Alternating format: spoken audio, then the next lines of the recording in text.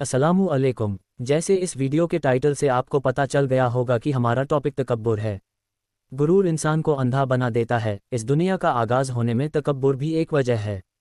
जैसा कि आपने सुना होगा कि जब अल्लाह ताला ने तमाम फरिश्तों को आदम अलैहिस्सलाम के आगे सजदा करने का हुक्म दिया तो तमाम फरिश्तों ने सजदा किया, मगर उस वक्त के फरिश्तों के सरदार इब्लीस ने आदम अलैहिस्सलाम के आगे सजदा करने से मना कर दिया। उसने इसकी वजह यह बताई कि वह आग से बना है जबकि आदम अलैहिस्सलाम मिट्टी से बने हैं। यानी उसने अपनी ज़ात पर तकब्बुर किया और अल्लाह की नाफरमानी की। इसलिए अल्लाह ने उससे फरिश्तों की सरदारी छीन ली और उसे शैतान मरदूद करार दिया। इसी बात का बदला लेने के लिए इब्लीस ने चोरी चुपके जन्नत में दाखिल होकर माँ हव्वा को उस पेड़ के पास जाने के लिए उकसाया जहाँ जाने के लिए अल्लाह ने मना किया था। उसने ये सब अपने गुरूर में ही किया, जिसके नतीजे में आदम अलैहिस्सलाम और माँ हव्वा ने उस फल को खा लिया जिसके लिए अल्लाह ने उन्हें मना किया था। फिर उन्हें जन्नत से ज़मीन पर उतार दिया गया। यहाँ से इंसानी ज़िंदगी की शुरुआत हुई। आदम अलैहिस्सलाम के दो बेटे थे, हाबील और काबिल, जिसमें हाबील का निकाह काबिल के साथ पैदा होने वाली लड़की से होना था और काबिल का निकाह हाबील के साथ पैदा होने वाली लड़की से होना था। लेकिन काबिल ने इससे इनकार कर दिया क्योंकि वह अपने साथ पैदा होने वाली लड़की से ही शादी करना चाहता था। जब उससे लोगों ने कहा कि तुम हाबील के साथ पैदा होने वाली लड़की के निकाह से क्यों उनके इनकार कर रहे हो, तो उसने जवाब दिया कि मैं खूबसूरत हूँ और खूबसूरत लड़की से ही निकाह करूँगा। तो काबिल ने भी अपनी ज़ात पर गुरूर किया। उन दोनों ने अल्लाह की राह में कुर्बानी पेश की और हाबील की कुर्बानी अल्लाह ने कबूल कर ली। मगर काबिल ना माना और गुस्सा होकर उसने हाबील का कत्ल कर दिया। ये दुनिया का पहला कत्ल था।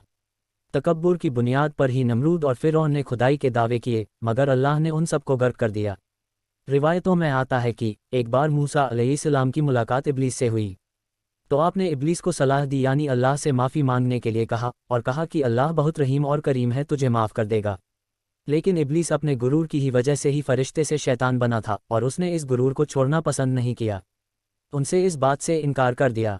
जब नबी करीम सल्लल्लाहु अलैहि वसल्लम दुनिया में तशरीफ़ लाए थे तो उनके आने की सारी निशानियां यहूद व नस्सारा के इल्म में थी, मगर फिर भी वो ईमान नहीं लाए क्योंकि वह चाहते थे कि आखिरी पैगंबर भी बनी इसराइल में ही पैदा होते।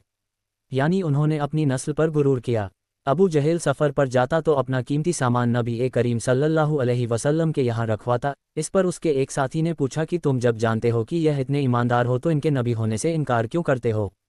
इस पर अबू जहेल ने कहा, मैं जानता हूँ कि यह सच्चे नबी है, लेकिन अगर हम इस बात को तस्लीम कर ले तो अरब में जो हमारी साख है वो ख़त्म हो जाएगी। लोग फिर उनकी इज्जत ज़्यादा करेंगे हमारे मुकाबले में। अबू जहेल ने भी अपनी ज़ात पर गुरूर किया।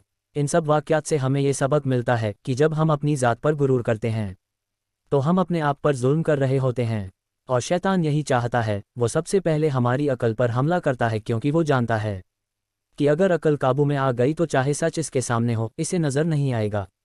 सच इसके कानों से टकराएगा पर इसे सुनाई नहीं देगा। और अगर यह सब हो गया तो फिर आखिर में शैतान दिल का सौदा करता है और दिल का सौदा होने के बाद फिर ईमान खतरे में आ जाता है। तो हमेशा अपनी अकल से काम ले, गुरूर से बच्चें, अपनी आंखों कानों और अपने दिल की हिफाजत करें। अल्लाह हम सबको तकब्बुर से बचाए। अल्लाह हाफिज़।